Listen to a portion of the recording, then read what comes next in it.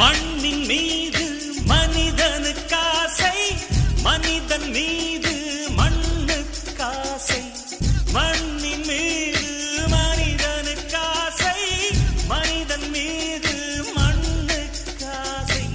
மண்தான் கடைசியில் ஜெயிக்கிறது, இதை மனம்தான் உணர மறுக்கிறது.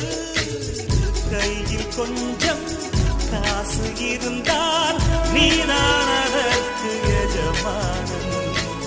கழுத்து வரைக்கும் காசு இருந்தால் அதுதான் உனக்கு எஜமானன்.